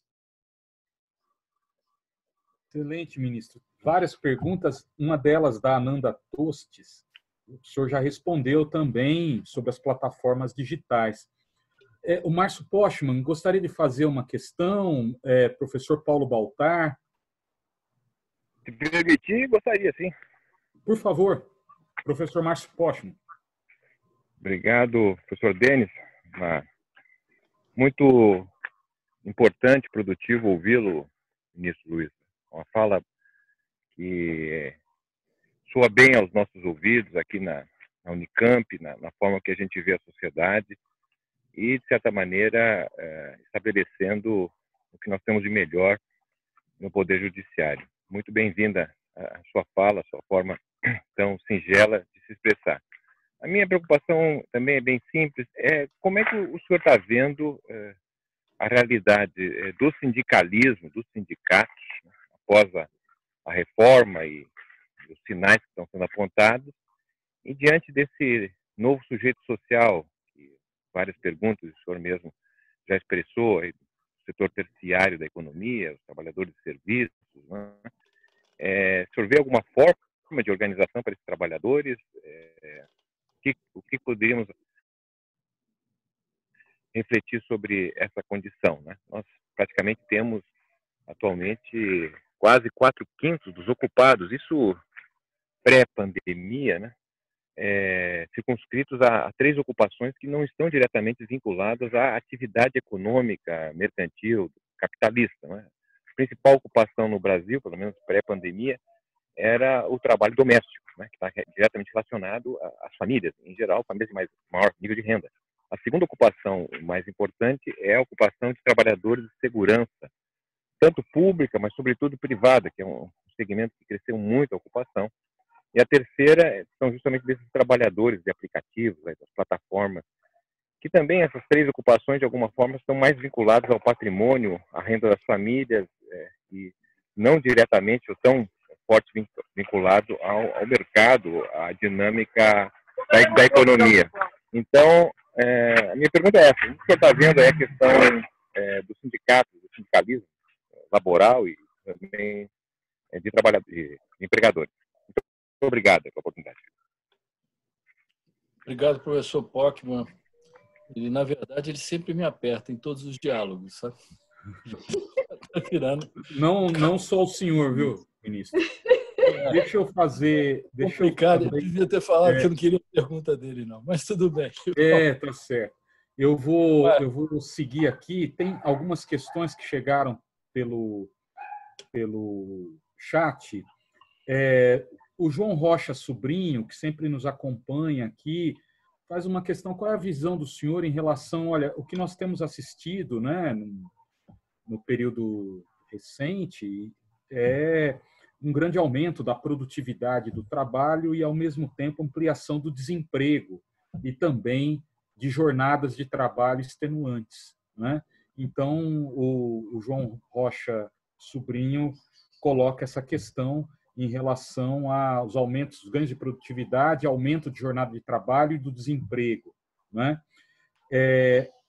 Também o Paulo Maleba, se o senhor acha que no período pós-pandemia a tendência do acirramento na retirada dos direitos, o senhor enxerga algum espaço, digamos assim, até pelos efeitos profundos da crise que nós vivemos, de nós interrompermos essa trajetória que nós temos no país, pelo menos nos últimos anos, né, de avanço contra os direitos do trabalho, né? Então, essas 2 questões. Professor Baltar, gostaria de fazer alguma ponderação? Não sei se o professor Baltar está nos escutando, mas... Bom, de qualquer maneira, ministro, por favor, se o senhor puder enfrentar a questão do professor Márcio e essas 2, o professor Márcio colocando o senhor sempre em situação... E é curioso, é que ele é o maior especialista nisso. Ele conhece bem o tema. Mim. Mas está querendo ouvir o que o senhor acha de um tema que ele conhece tão bem. Em geral, eu tenho ouvido a ele, e várias vezes ele sabe disso, até para construir algumas ideias, né? Mas é uma questão muito, muito difícil nesse momento, porque eu acho que os sindicatos precisam se reinventar. para o novo tempo. E a pandemia, ela, na verdade, ela só agrava uma situação que já estava sendo encaminhada. E no momento que eles são excluídos do processo de discussão econômica, mais se agrava a situação deles, porque eles ficam sem renda e sem também como buscar o exercício do sua legítima representação. Mas a ideia que eu imagino é que nós retomemos uma construção histórica. Se não me engano bem, trabalhadores de aplicativos, num determinado dia, paralisaram a cidade de São Paulo, enfrentando uma reivindicação dos seus direitos. Alguns que lideraram essa manifestação foram afastados. Então, o que se busca efetivamente é que não haja possibilidade de colisão. E os sindicatos precisam encontrar um mecanismo de refazer a colisão, e não necessariamente dentro de uma ideia, como disse, de categoria. Uma ideia de solidariedade entre aqueles que estão numa mesma situação jurídica. Ou seja, há uma progressividade do entendimento do que esteja contido numa ideia de representação sindical. Ela não pode trabalhar olhando para o futuro com a ideia do passado. Isso eu acho que não tem mais condição. E é preciso uma reconstrução que envolva não só o sindicalismo como um elemento de representatividade efetiva, mas como forma de buscar essa representatividade no seu seio de atuação. Também não adiantava termos 18 mil sindicatos, o que era anteriormente. Nós sabíamos que qualquer reforma trabalhista séria deveria começar pelo direito coletivo e não pelo direito individual, porque é ele o berço do direito do trabalho, é ele que trouxe toda a evolução da normatização trabalhista, mas é uma questão muito delicada. Eu de fato, não sei como equacionar essa realidade. As decisões judiciárias têm sido dificultadoras desse processo e é preciso que esse movimento venha mesmo das ruas para modificar o direito. É aquela ideia do Ripper, né? Se o direito ignora a realidade ignora o direito. Então, nesse caso do sindicalismo, vai ser necessário que a realidade venha antes, de novo, para provocar uma mudança de consciência.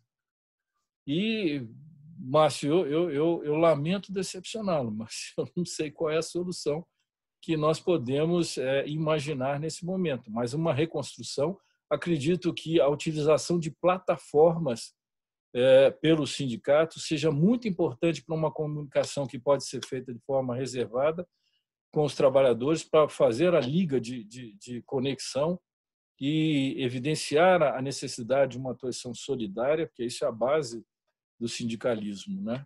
E, por outro lado, a questão da produtividade segue, a meu juízo, quase a mesma lógica da hora extra, né? Eu concentro a atividade laborativa na mão de alguns e estabeleço as horas extraordinárias. Enquanto isso, vários estão desempregados. É preciso que haja uma discussão séria sobre redução de jornada nesse futuro pós-pandemia, para que possa haver uma absorção maior da mão de obra, inclusive em setores públicos. O próprio professor Márcio fala muito isso, né, que é uma forma de absorver toda a mão de obra, mas com uma redução de jornada, que em alguns países da Europa isso foi consumado. Agora, a produtividade, e ela tem levado a uma questão curiosa também. Embora algumas empresas tenham reduzido o salário e a jornada tecnicamente, formalmente, contratualmente, os trabalhadores mantiveram a mesma produtividade no menor número de horas, sabe-se menor ou se maior. E isso leva a uma implicação que, em alguns casos, por exemplo, as linhas de produção foram aceleradas. Eu reduzi a jornada sob a perspectiva de reduzir os salários, mas acelerei a linha de produção. Então, eu exigi que o trabalhador trabalhasse mais no menor período de tempo e eu me apropriava do trabalho dele com maior desgaste físico. São as consequências dos efeitos de normas lineares que não funcionam. Efetivamente não funciona. Isso seria muito bem resolvido com a atuação sindical, que foi excluída do processo por força da decisão do Supremo. que, na verdade, ela espairou seus efeitos para muito além daquilo que ela foi produzida naquele momento. Ela espargiu uma ideia que vai produzir efeitos nefastos, porque todas essas questões que estão relacionadas conforme ao modo de atuação do trabalho, elas seriam resolvidas por diálogos sociais entre sindicatos e empresas. E nós não estamos vendo nada disso. Virou um discurso monocórtico. Ministro, as duas últimas questões que eu acho que são importantes, nós estamos avançando aqui no tempo e não quero tomar mais tempo do que nós combinamos do senhor. Mas a colega aqui da 15ª região, Alzeni Furlan, ela, juíza aqui na 15ª região, pergunta que é uma questão que, na verdade, tem relação com a primeira questão colocada pelo professor André Biancarelli, também sobre as possibilidades de mudança, digamos assim, que o senhor enxerga diante dos efeitos da crise, da profundidade, do padrão que nós temos, né, de organização da vida social, da proteção social, e a Alzeni pergunta exatamente a opinião do senhor sobre uma volta, um refazimento, se quiser assim, do estado de bem-estar social, tal como nós conhecemos, né? Eu talvez acrescente uma questão aqui em termos das próprias mudanças do mundo do trabalho, várias delas que o senhor fez menção, se seria o mesmo estado de bem-estar social do passado, o senhor imagina, ou um estado, por exemplo, com um crescente relaxamento das relações entre trabalho e renda, por exemplo, né? E, por fim, a desembargadora Marina Estarga pergunta que a Justiça do Trabalho, né, ela chama atenção que a Justiça do Trabalho tem sido bastante, digamos, reduzida e enfrenta enormes dificuldades, inclusive em termos de de uma fragilização, que ela aqui até toca como um desmonte, né, de vários setores, digamos, da Justiça do Trabalho. E, ao mesmo tempo, que a Justiça do Trabalho é muito demandada num momento de crise como esse, não é? Como o senhor bem apontou, e o professor Manzano também. Qual o cenário que o senhor vislumbra em relação a isso? Então, uma pergunta mais geral sobre a mudança do padrão e a outra mais específica sobre, digamos, o futuro da Justiça do Trabalho no Brasil. Olha, eu agradeço aos colegas a pergunta. A Justiça do Trabalho no Brasil, ela sempre foi questionada. Desde a sua instalação, já em 1954 houve um movimento de extinção da Justiça do Trabalho, naquela época pelos trabalhadores, pelos sindicatos. Em 99, 2000, tivemos novo enfrentamento em que postulavam a extinção da Justiça do Trabalho. Ela está intimamente intrincada com a questão econômica e com o ideário econômico. E agora nós estamos de novo no processo, como eu disse anteriormente, em outra resposta, num processo crescente de tentativa de desregulamentação e desproteção social, e, obviamente, com isso levaria a um processo de extinção da Justiça do Trabalho. Mas isso faz parte da história da Justiça do Trabalho. E também isso não depende só da vontade do governo, porque depende do que vai acontecer na sociedade. Nós não sabemos o que o futuro nos espera. E isso tem sido evidenciado pela atuação forte da Justiça do Trabalho no momento da crise. Porque quando a crise é econômica, qual é a justiça que está efetivamente inserida nesse debate? É a Justiça do Trabalho. Por isso que ela é tão questionada, porque ela que está na linha de frente. Ela é a primeira linha.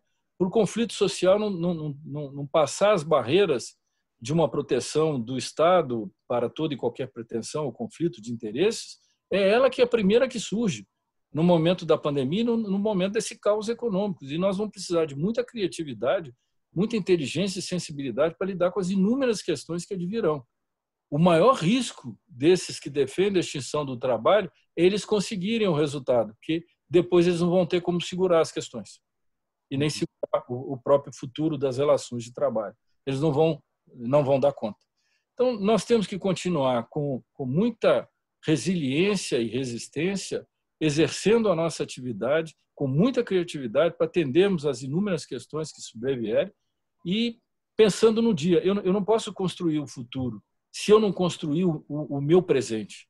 O meu futuro depende daquilo que nós fizemos hoje. Então, cada dia é um dia de luta, cada dia é um dia que nós temos que nos superar de todas as formas para atender a demanda que acorre ao judiciário. Nem é olhando para trás, mas olhando para frente e tentando minorar todas as incertezas a partir de uma atuação que não está fácil, porque nós estamos adstritos à aplicação da lei e da Constituição. Mas, se nós pensarmos que há problemas externos, eu posso fazer um paralelo com os médicos. Se eles pensarem, e os enfermeiros, se eles pensarem em todos os problemas que eles podem ter dentro de um hospital, nós não teríamos nenhum deles trabalhando. E, nesse momento, nós não temos que pensar em nós. Nós temos que pensar na sociedade e como nós podemos proteger aqueles trabalhadores e aqueles empresários que querem fazer seriamente ter sua sobrevivência ou execução das suas tarefas. Muitos estão ali encontrando soluções e bem elaboradas, soluções bem construídas. É esse o nosso papel, é olhar o hoje. O futuro vai depender de todo o esforço e todo o trabalho que fizermos. Aqueles que querem ou que defendem a extinção da justiça do trabalho, eles, infelizmente, eles têm o ideário deles. O problema é que as questões podem se agravar, pode haver alguma reviravolta e nós podemos caminhar para um outro plano. Mas eu acredito que, durante toda a minha fala, eu disse que era necessária a intervenção do Estado e, sobretudo, para a proteção dos mais vulneráveis, o que o país pode fazer por eles. E, por isso, eu acredito que nós podemos ter um novo estado do bem-estar. Não digo que é o mesmo, o anteriormente constituído, mas tudo muda. A pandemia, como qualquer outra tragédia ou algo universal, ele provoca um movimento civilizatório. E nós vamos acompanhar o movimento civilizatório. A economia está em xeque. A economia está em xeque. As instituições democráticas estão em xeque. Todas elas. Então, é preciso haver uma reconstrução total. Mas eu acredito que a reconstrução ela tem que ter um objetivo. O objetivo, para mim, é uma conciliação. E acho a solução da ONU absolutamente correta entre meio ambiente, entre economia e, sobretudo, com o social. Os caminhos se dirigem à organização desse pensamento. De forma que, no momento que você desatrela o trabalho da renda, você vai ter inúmeras consequências, porque a renda também, com seus recolhimentos e contribuições e taxa, ela contribui de várias maneiras para o próprio mercado, porque esses valores são revertidos também. Disso, o que eu espero volto à caixa de Pandora do professor Eduardo Bittar. Nós não decodificamos todos os misteriosos códigos que estão lá. Nós estamos no processo, nós estamos em transição. E imagino que essas flexibilizações, no que tange a nós, estão se tornando uma experiência sociológica cujo resultado nós não sabemos em que vai dar. Eu espero que todos nós tenhamos a consciência de que, quando se tem empatia, solidariedade e que pensamos que os destinos são comuns, talvez aí as soluções políticas, jurídicas, econômicas e sociais sejam melhores. Eu fico agora, curioso, que eu gostaria que o professor Márcio, se tivéssemos tempo, mas vou cobrar ele, respondesse o que ele pensa da pergunta que ele me formulou. Para encerrar. Márcio, quer falar alguma coisa? Não sei se ele está na coisa, mas fica aí para ele. Você pode transmitir para ele a minha. Não, transmito sim. Ministro, o nosso tempo, o que nós combinamos em relação à nossa atividade, o nosso tempo chegou ao fim. eu gostaria de deixar aqui uma sugestão feita pela professora Magda, porque nós vivemos nesse momento um apagão, né? Um apagão estatístico e de informações. Estatístico. Isso. Não simplesmente por questões em relação... Pode falar, ministro, por favor. O Márcio está aí, ó. Eu estou vendo ele entrar. Ele apareceu agora. Márcio, quer falar? O ministro fez uma provocação e eu já volto e termino o raciocínio. Não, eu vi, eu só me atrapalhei aqui entre microfone, câmera e outros botões aqui. Problema geracional, eu já estou com problema do coronavírus, aí é um pouco mais difícil, né? Mas eu acho que essa é uma questão longa em aberto. Eu participo da perspectiva que o senhor apresentou. Acho, sim, que nós vivemos uma disputa entre dois tipos de regulação, né? A regulação que veio lá dos anos 30, de características corporativas, que organizam em categorias, representações de interesses, numa época em que o trabalho fornecia também identidade a quem a ele exercia, né? Identidade, pertencimento, etc. E os anos 90 foram, na verdade, apresentando outro tipo de regulação, uma regulação neoliberal, em que aí emergiram outras instituições, tipo o ONG, o OS, o CIP, também sem grande capacidade de dar, do ponto de vista democrático, a representação e a identidade, né? Então, acredito que são modelos que não funcionam, e é preciso pensar um novo. Portanto, a reinvenção, os sindicatos continuam sendo fundamentais, mas, obviamente, pressupõem outro tipo de atuação. Mas a conversa é longa, o senhor foi muito bem, parabenizo, e a condução também do Denis. Obrigado, parabéns. Obrigado, Márcio. Então, obrigado, viu, Márcio? Eu só, então, em complemento ao que eu estava falando, ministro, nós estamos realmente vivendo não só por a situação geral, né, mas a gente tem tido muita dificuldade com as estatísticas no país. Há um grande esforço do IBGE e dos seus profissionais, né, em manter funcionando, né, digamos, o corpo técnico que gera as estatísticas sobre o mercado de trabalho, sobre a economia no Brasil, mas, de qualquer maneira, as dificuldades são grandes, até pelas condições gerais que nós temos. E a professora Magda faz uma sugestão para nós, eu acho que seria importante, uma sugestão ao TST, caso seja possível, da organização, digamos, e disponibilização de algum banco de informações sobre as ações que estão chegando ao tribunal por força da pandemia e da crise atual, não é? Seria um importante espaço, inclusive, para os pesquisadores e aqueles que se envolvem, né, em tentar entender melhor o que está acontecendo no momento atual, poder pesquisar e digamos assim, tornar público para o debate o que está acontecendo. Então, fica aí uma sugestão da professora Magda e que o CESIT, evidentemente, assina embaixo, né? Há uma, se me permite, na página do TSE, há um íconezinho assim, de Covid-19. Nele, nós estamos reunindo as informações sobre as ações. Aquelas que são pré-processuais, nós estamos estabelecendo a reunião de todos os dados dos tribunais regionais e das varas para tentar criar um canal de comunicação e lançar essas informações pelo Conselho Nacional de Promoção da Conciliação.